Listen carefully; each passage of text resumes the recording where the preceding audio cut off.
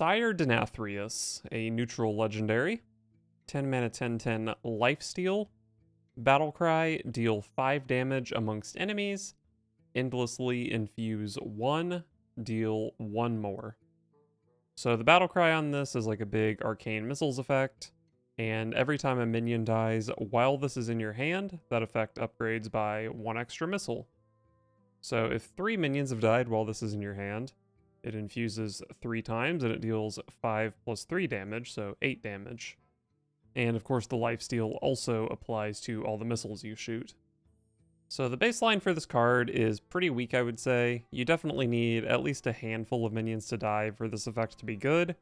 And of course, the longer you can hold it, the better it gets. And then at a certain point, it's just Cthulhu and it does like 30 damage. And at that point, obviously, it's pretty strong. But to do that, it needs to be sitting in your hand for a really long time. You have to get up to 10 mana. You have to be playing a deck that actually has minions die, so probably not like a Control Warrior or something. It's hard to imagine a home for this card. The only thing I can really see playing this is Ramp Druid, because they can get up to 10 pretty easily. They have a lot of card draw to find this, and they have things like Scale of Onyxia that can easily upgrade this. There is a Warlock Imp deck coming up that seems like it would summon a lot of things and could potentially infuse this a lot, but I think even in that deck it's probably just too slow as a 10 mana card. But if you can find the right deck for this card, it's potentially a very strong finisher. And even if it doesn't finish the game, if it only deals like 8 damage, it does still heal for 8. So if it's not finishing the game, it's probably a pretty strong stabilizer. Next, I think we have like 3 location cards. First up, the Hunter location. Castle Kennels. 2 mana, 3 durability. Give a friendly minion +2 attack. If it's a beast, give it rush. I'm not too excited about this card. I think giving something rush is a pretty mediocre effect. We did have Animated Broomstick, which of course is a very good card, but this is twice as much mana and it takes like 5 times as many turns. And at that point, you're still only getting 3 rushes out of it, so it's just like kind of mediocre. There is a new beast that we're going to see soon, or a new hunter card at least, I assume it's a beast, that has Cleave, which Cleave is a really good effect to have, to like give rush to. But that minion just already has rush, so it's kind of weird that they like printed them together. And like Ajaran Saber already has rush, King Crush has charge, Hydralodon kinda has rush. I don't know, it's just like hard to imagine why I would really want to play this card. Seems like it might generally just have a hard time finding a target, and even if you do find a target, it's just a pretty low impact effect. But I don't know, maybe you just play it in Face Hunter, ignore the rush part, and use it as 2 mana, deal 6 damage over 5 turns. Which, even saying it like that, it sounds kind of mediocre. Great Hall, the Paladin location. 2 mana, 3 durability. Set a minion's attack and health to 3. So you can target your own 1/1, make it a 3/3, or you can target your opponent's 10/10 and make it a 3/3. There was a Paladin card in the past that it was just a 2 mana spell that did this once. And that card, like, it saw a little play, but it was not a very good card. The problem with it is, like, trying to buff something, it, like, has to be a 1/1 for the buff to even be worth it. And then, like, even then, you still had to invest the mana into the hero power, and, like, your payoff is you get a 3/3. I don't know, it's not great. And even if you're shrinking your opponent's minion, like, a 3/3 is not nothing. Like, a 3/3 still hits you, you still have to deal with it. So this, like, doesn't deal with the card on its own. And if Paladin is concerned about dealing with the opponent's big minions, I think they're better off playing just like Equality or Righteous Defense. Like, obviously this has 3 charges on it, but how often do you really need to deal with like 3 minions over such a long period of time? It does have the benefit that you can just kind of throw it out and then use it whenever. If you play this like and shrink the opponent's big minion, and then even if you don't need it again for like 4 turns, it's still just sitting there waiting, which is like kind of good.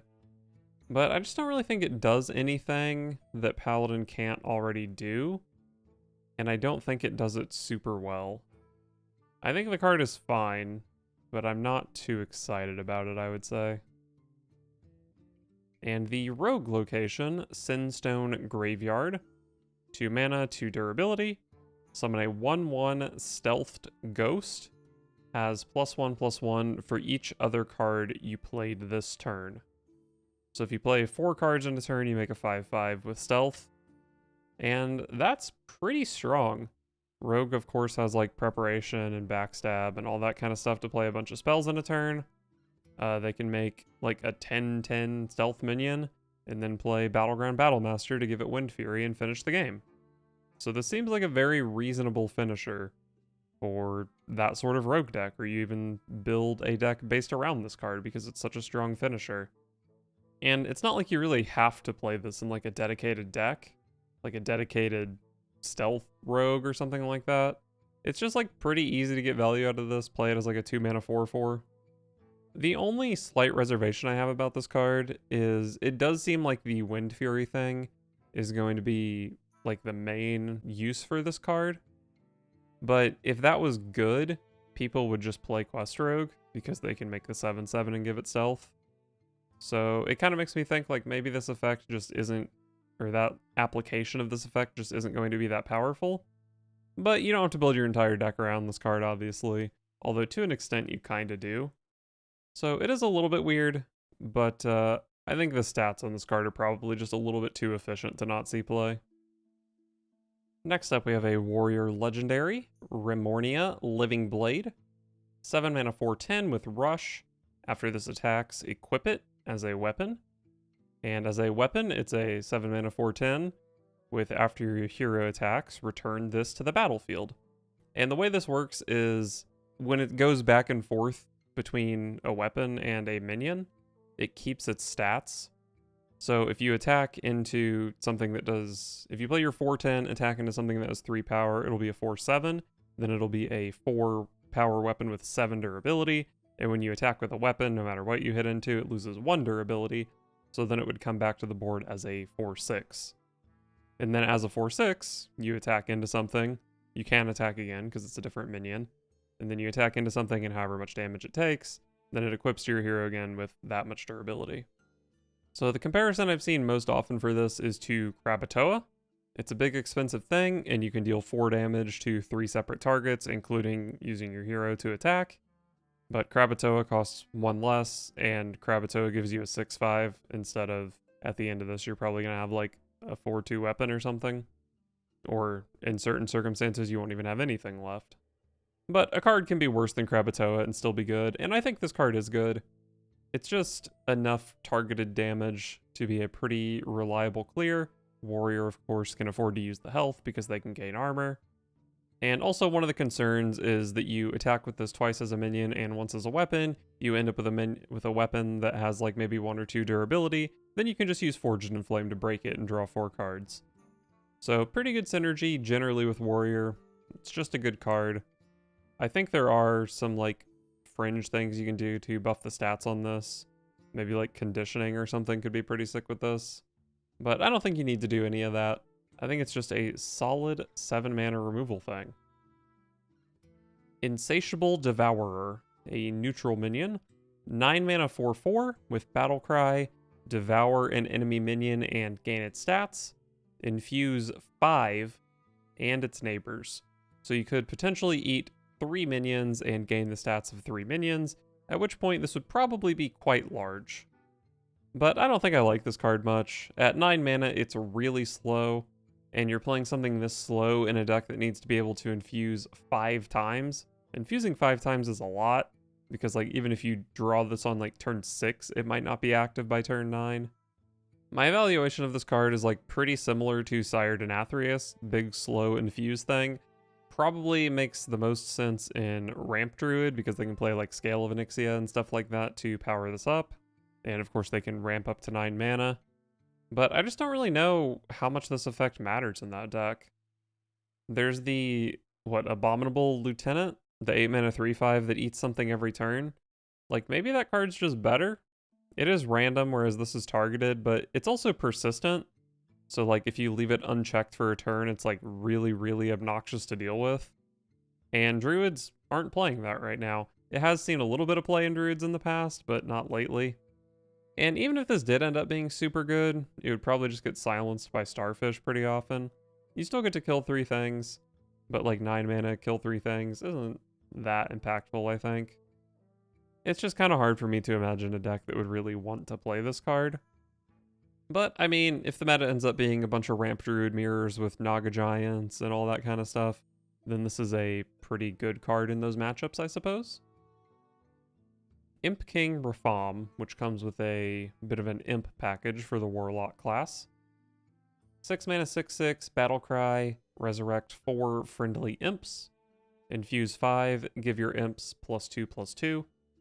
So there's like 1 or 2 new imp cards in this set that go with this. There's also Flame Imp, Bloodbound Imp, the imps from Wicked Shipment, Fiendish Circle, Imp Gang Boss. So there actually are a lot of imps that you can play into this archetype. And most of those imps are going to be pretty good for infusing. Something like Fiendish Circle makes 4 imps, which is already almost the entire infuse that you need for this card. I mean, if you're playing a zoo deck, you're going to have 5 minions die by turn 6. And if you don't, then you're probably winning the game. I mean, this does have to actually be in your hand, so like it's a pretty bad top deck, which is kind of sketchy. But depending on what imps you're hitting, you don't necessarily need the infuse for this to be playable. I mean, if you're hitting like double Flame Imp, double Imp Gang Boss or something like that, then you don't need the infuse at all for that to be powerful. But with the infuse, even if you're just hitting 4 1/1s, you give them all +2/+2, and that's what, 18 worth of stats on turn 6? That's pretty freaking strong. So in the imp deck, I think this card is obviously powerful. There are definitely enough cards for Imp Zoo Warlock to be a thing. Zoo Warlock currently is very, very far from being playable, but this is a good card in helping it to become playable. It's just a really oppressive amount of stats on a lot of matchups. Another imp for the Warlock class, the Mischievous Imp. 4 mana 3/3 Demon, with Battlecry, summon a copy of this, infuse 3, summon 2 copies instead. So 4 mana for 2 3/3s is not great. Compare that to the Rogue card, which is 3 mana for 2 3/3s. But if you can pay 4 mana for 3 3/3s, then suddenly this starts to look pretty good. And it's also 3/3 imps that are pretty good to hit off of Rafaam. And as I've said, should be pretty easy to infuse 3 this by turn 4 if you're playing an imp deck. So pretty solid. Of course, it is still a bad top deck. And unfortunately, I don't think there are too many ways to abuse this being a copy.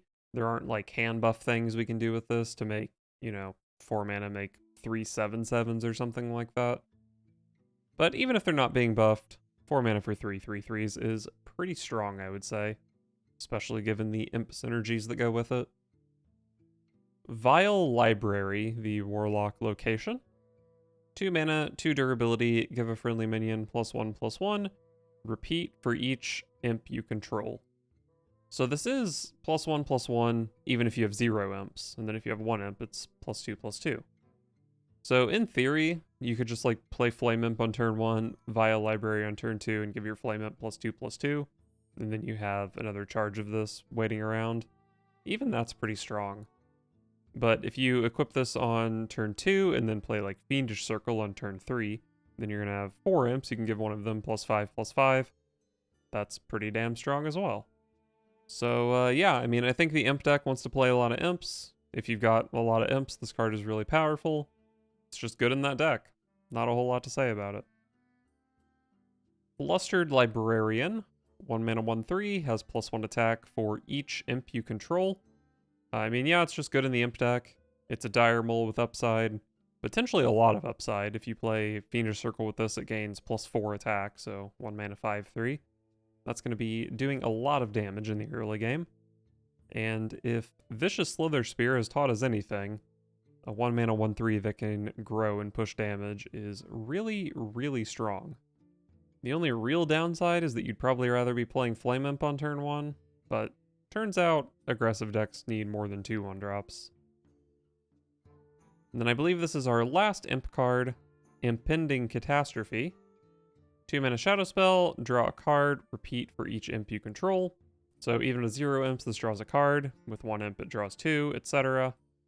Obviously just very powerful. It's pretty easy to have 2 or 3 imps in play. That's 2 mana, draw a bunch of cards. It's just good. Zoo Warlock in the past has been like pretty happy to life tap, but I think even if you have access to life tap, you're still quite happy to play such an extremely powerful draw card. So yeah, they pushed the Imp package pretty hard.